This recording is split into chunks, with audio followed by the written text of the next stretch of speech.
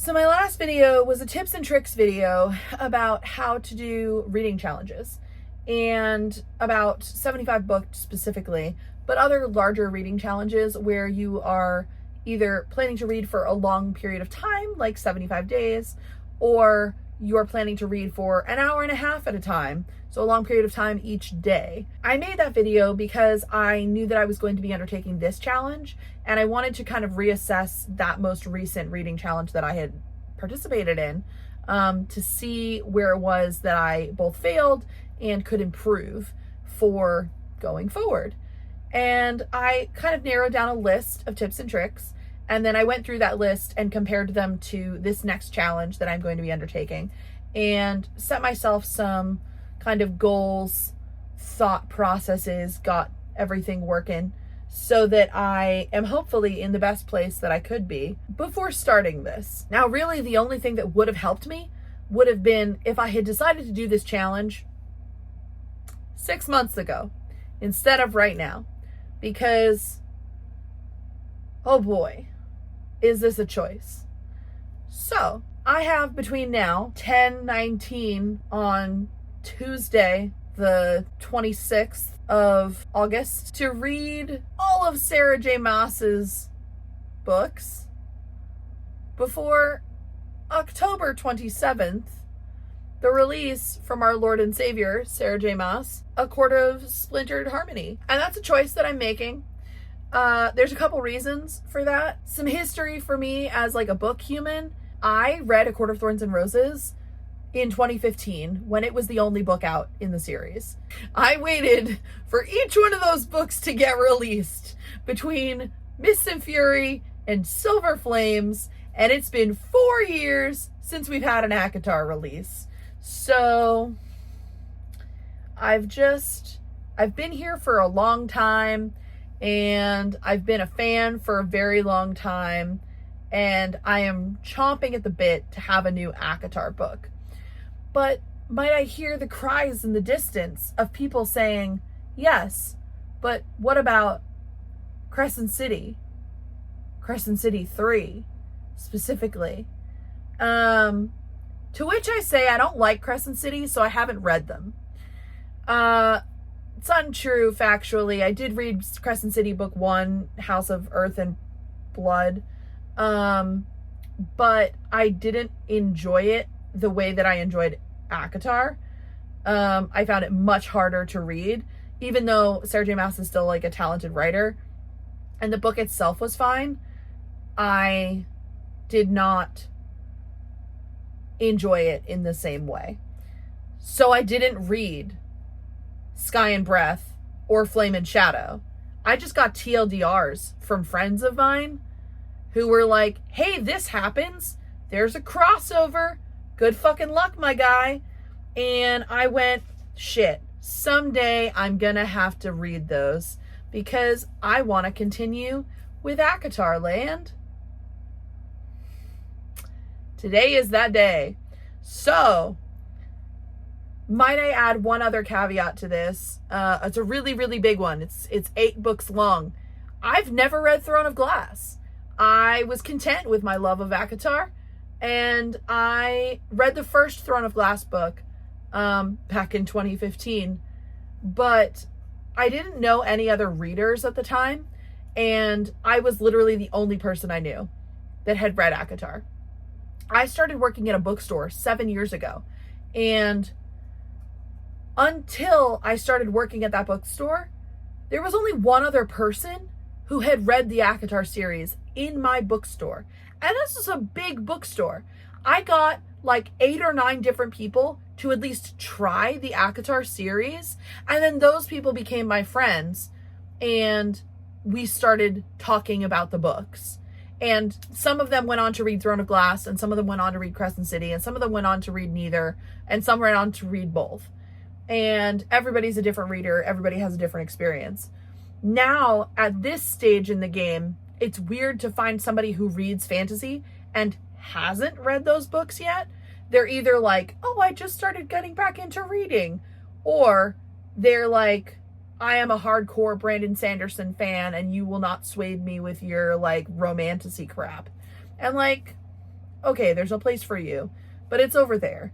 And I need to finally sit down and read Throne of Glass, which is something that I actually want to do. Don't talk to me about Crescent City, because I'm kind of bitter about the fact that I probably should read them and have to read them in order to continue ACOTAR. Because even though I got the TLDRs, I don't really remember them from when the book's released. So, like, I have vague inklings of what happened, but, like, I don't know what Bryce got up to in book 3. I don't know. I know where she was, but I don't know what she did. And I'm really bitter about it. I don't want to have to read Crescent City 2 and 3, but I'm going to force myself to in exchange for reading Throne of Glass, which I want to do. So we're just making this a giant Sarah J. Maas challenge, because I'm going to revisit my good old favorites of ACOTAR. I'm going to slog through Crescent City, and I'm going to thoroughly enjoy Throne of Glass. So I honestly don't think, if I was not undertaking a reading challenge, that I would read Crescent City 2 and 3.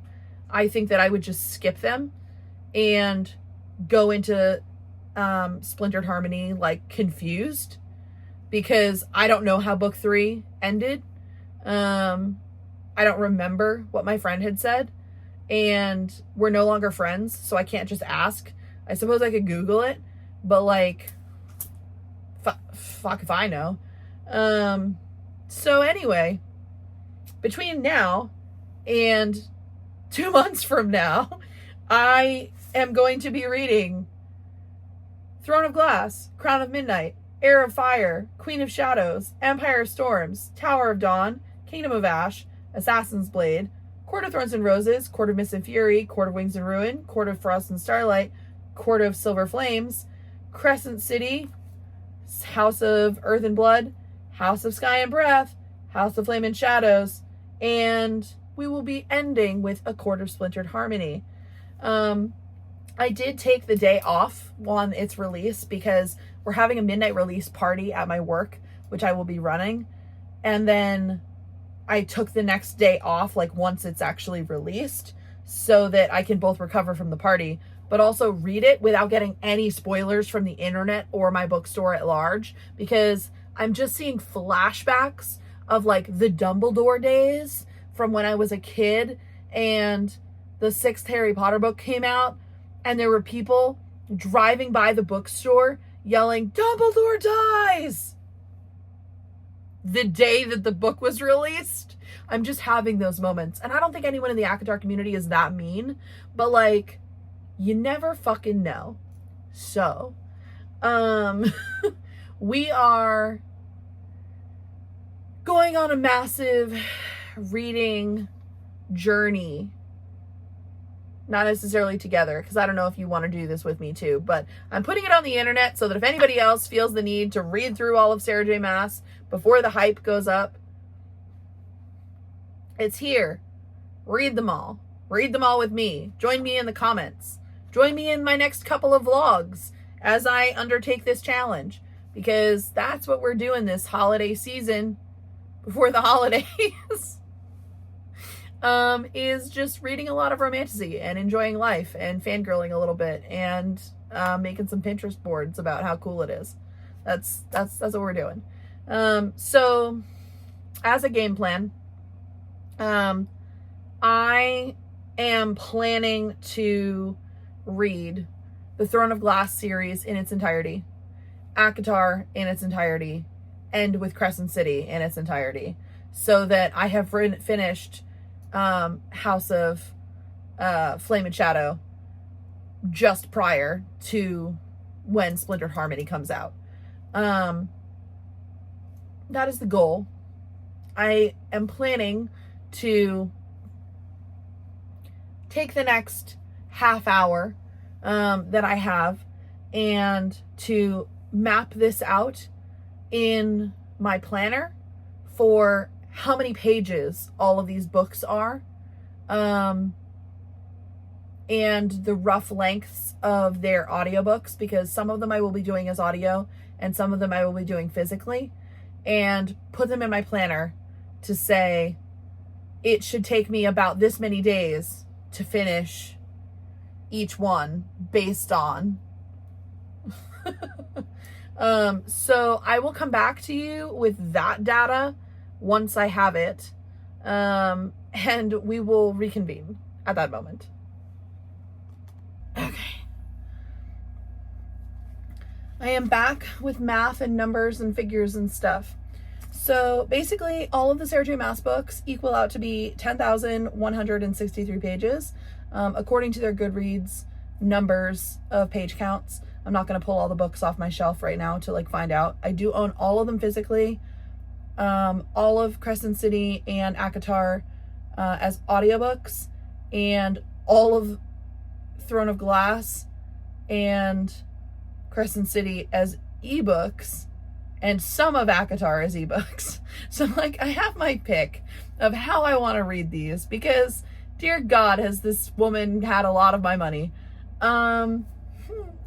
Anyway, so I can pick however I want to read them. I'm planning to read Throne of Glass physically, and I'm planning to do ACOTAR as the dramatized audiobooks, because I haven't listened to those ones before.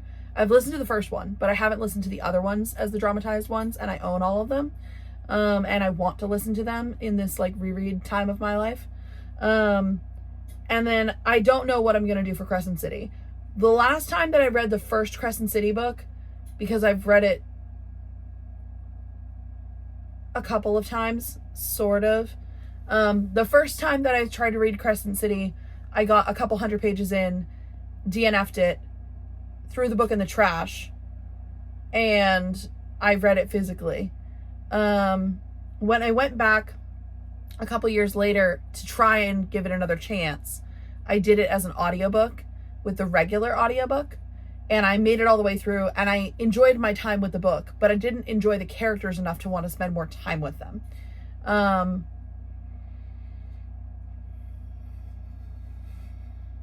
Be that as it may.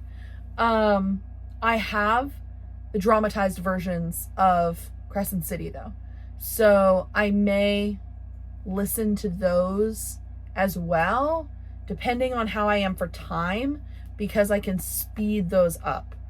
From a purely page count perspective, I need to read 170 pages per day.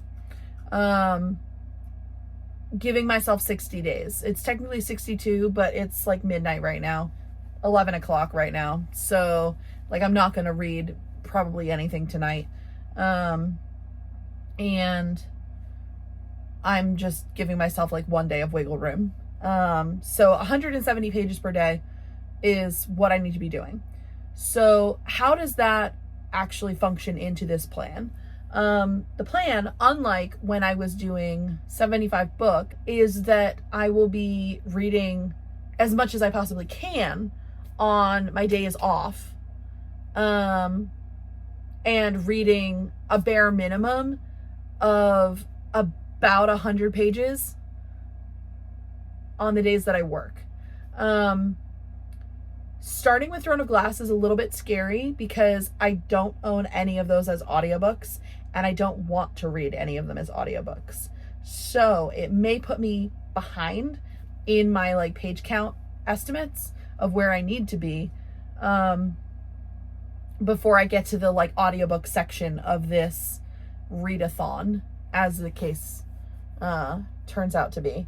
So I'm just gonna have to look at it on like a daily basis and see if I get to a point where I'm still reading Throne of Glass and I'm getting really close to where I should be switching over to ACOTAR, then I may have to just listen to it and speed that part up, because I have a 2-hour commute to work every day. So if I was listening to it, I'd be able to add in that reading time. That's time that I'm not going to be able to use for reading while I'm starting this. I wish that they had the dramatized versions of Throne of Glass out, because then I would just do that all the way through. But I struggle with female narrators narrating male characters, And I know that there's a lot of really good male characters in Throne of Glass. And I don't know anybody else that's listened to the audiobooks for them, except for one person. And they don't read books physically. They only read audiobooks. So for them, like, it wouldn't matter if it was kind of subpar, because that's just how they read. So I don't really know. If anyone has any, like, yeah, the audiobooks are amazing, comments to leave, please do. And maybe I'll adjust my plans. But for right now, we're doing Throne of Glass physically. And yeah, that's what this is. So,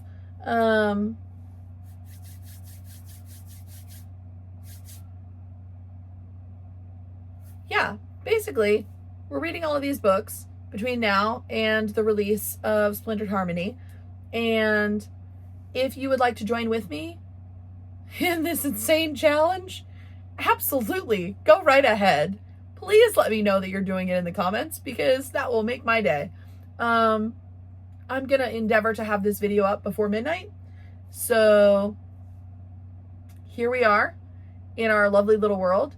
And I am probably going to do spoilery vlogs going forward, probably per every book or two books, depending on how much like footage time that I have. Because sometimes I read something and I'm just like, oh yeah, that was fine. And sometimes every like 50 pages I read something and I'm like, this is amazing, let me tell you all about it. So I don't know how it's going to go for Throne of Glass. But just to have that little chatty moment of like, oh, I love this scene. Like, this was great. This was fantastic. These characters are fantastic. Or to like have those moments of, like, I think that this is what's going to happen. Am I going to be right? Who knows? If you're watching this and you've already read it, then you know. But like when I do the vlog videos, I'll let you know if I'm going to do spoilers or not, which I probably will. So be reading with me so that you know and you don't get spoiled. Anyway, yeah. So God help us. Yeah, okay, bye guys. I gotta go edit this so that I can start reading. Bye.